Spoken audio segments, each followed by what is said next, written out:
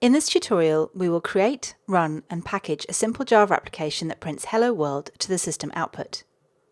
Along the way, we'll see IntelliJ IDEA features for boosting our productivity. For example, coding assistance and supplementary tools. All of these features are available in both IntelliJ IDEA Community and IntelliJ IDEA Ultimate. We can create a new project from the welcome screen by clicking on Create New Project. We want to create a Java project. We need to select a JDK for compiling this project. IntelliJ IDEA shows a list of configured JDKs at the top and a list of detected JDKs if we've already downloaded one or more to our computer. If we want to use a new JDK, we can download one. Java is packaged and provided by a number of different vendors. This list shows some of the most common ones. OpenJDK is Oracle's free OpenJDK build, which will always be the latest version. If we pick another vendor, for example, Adopt OpenJDK, we can see all the available versions.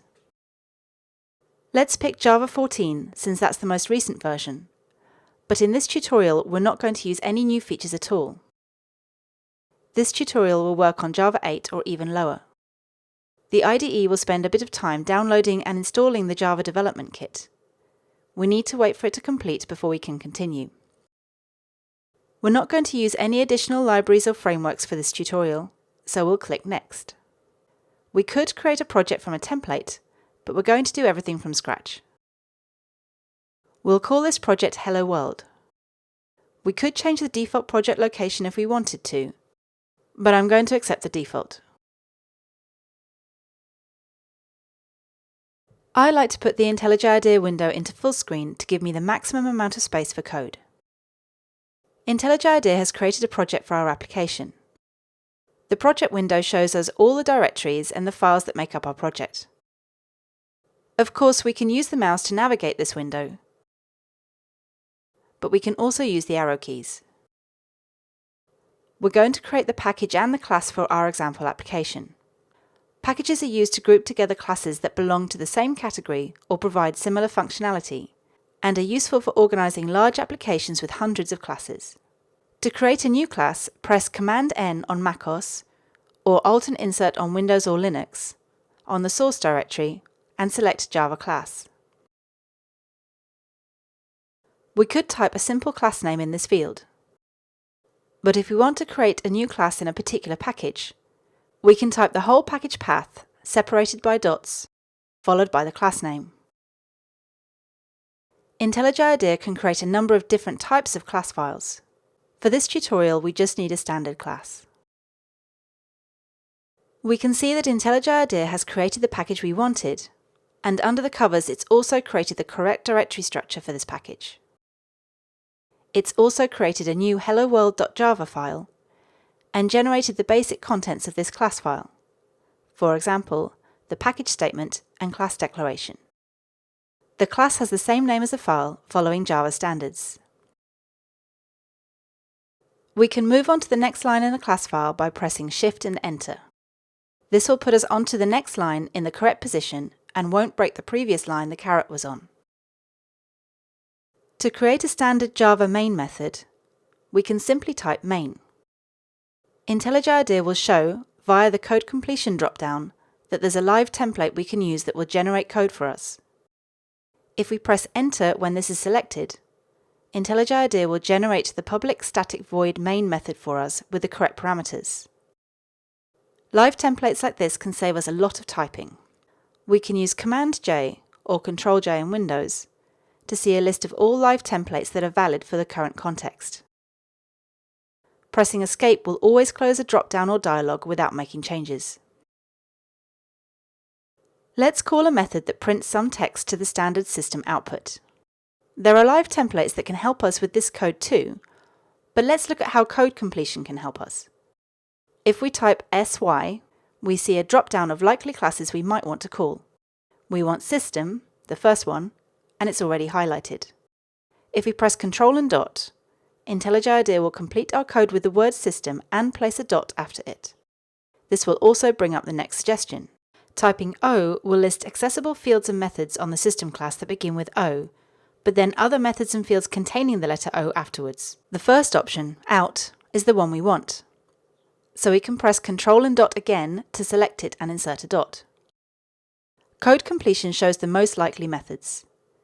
If println is the one at the top of the list, as it is here for me, we can simply press Enter to select it. There are a number of println methods, and they all take different types of parameters.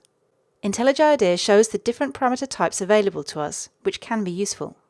Type a double quote. We should notice several things. First, the editor automatically inserts a closing quote, so we don't have to remember to close our strings. Second, it highlights the string parameter for our method, so we can see this is valid type for the method. This pop-up can get in the way, so we'll press Escape to hide it. Now let's type Hello World. If this is your first time programming in Java, congratulations! You've just created your first Java application. Java files like this one can be compiled into bytecode and run.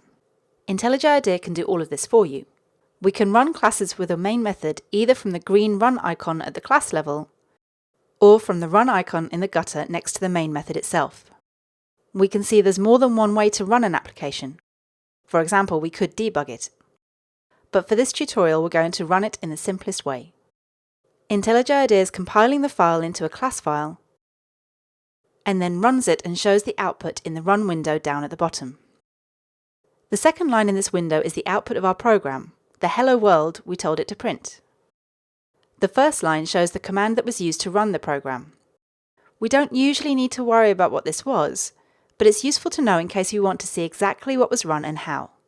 For example, we can see this command specifically runs our hello world class. We can also see exactly which JDK was used, which can be useful if we have multiple versions of Java on the same machine. The last line, which says the process finished with an exit code of 0, shows the program ran without error. Let's take a quick look at what happened when we ran the application. IntelliJ IDEA compiled the helloworld.java file into a class file. By default, the IDE creates a folder called out. Production code, meaning code that isn't test code, is put into the production folder. IntelliJ IDEA creates a folder for our Hello World project, then the directory structure for our package. The compiled class file, helloworld.class, can be found at the end of this directory hierarchy. IntelliJ IDEA also created something called a run configuration for the application we ran. If we want to, we can run or debug any of these run configurations from the navigation bar. If we want to go back to the run window, we can use Command and 4 or Alt and 4 on Windows. Pressing the same keyboard shortcut again will close the run window and put the focus back on the editor. When the code is ready, we can package our application in a Java archive, a jar. Jar files are often used to deploy an application to the production server. A built jar file is called an artifact. Let's look at how to create artifacts in IntelliJ IDEA. We can go to File, Project Structure, or we can use the keyboard shortcut Command semicolon or Shift Control Alt and S on Windows to open the project structure. Let's select Artifacts. We need to add a new artifact to our project. Let's click the plus button and select Jar.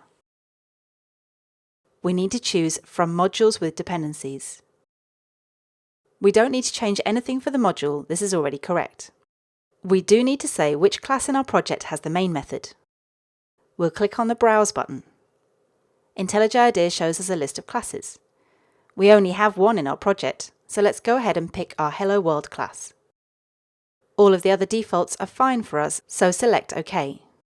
Now, our project structure dialog shows our new helloworld.jar artifact. This all looks correct, so let's press OK here too. What we've done is define how to build the jar file, but we haven't actually built it yet. We need to go to Build, Build Artifacts. We only have one to choose from, the helloworld.jar that we just defined. Let's press Enter to build this now. The status bar shows that this has been completed. IntelliJ IDEA puts the artifact in Out, Artifacts, in a helloworld_jar folder. We want to make sure this jar file was created correctly, so let's try running it. When we run it, it should give us the same output as running the original application.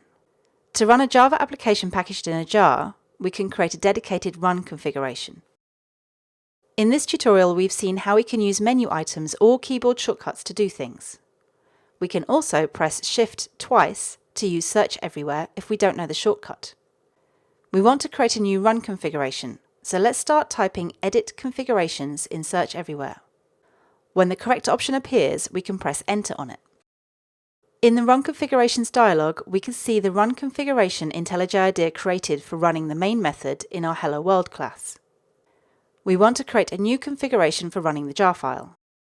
Let's press the plus button and select Jar Application. We'll call this run configuration Hello World Jar.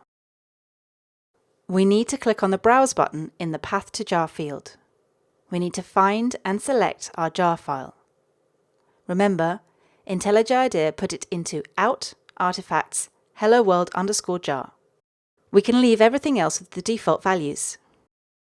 The last thing we want to do is go down to the Before Launch section. Select the Add button here, select Build Artifacts, and choose our Hello World.jar artifact. This will rebuild the Hello World.jar file first before we run this configuration. Select OK to save this, and select OK in the Run Configurations dialog to save our new jar run configuration. Now you can see our new Hello World jar run configuration is selected by default in the navigation bar. If we click here, we can see both our Hello World class run configuration and our new Hello World jar run configuration. Let's run the jar file to see if it works. We get the same output as we did from running the class file, which proves that it works the way we expected. How do we know this is running the jar file and not simply the class file? If we look in the Run window, we can see IntelliJ IDEA is using the -jar argument to run the jar file. It also shows the full path to our Hello World.jar file, whereas before it showed the fully qualified class name including the package name. Finally, just to prove that it works the way we wanted, let's make a change to the Java file and see if we get the new message printed out. If we press Ctrl twice, this brings up the Run Anything box, which is yet another way to run one of our configurations.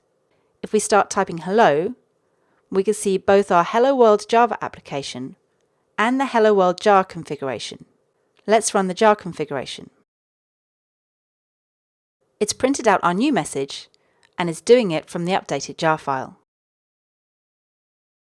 In this tutorial, we created a new package and a new Java application and ran it.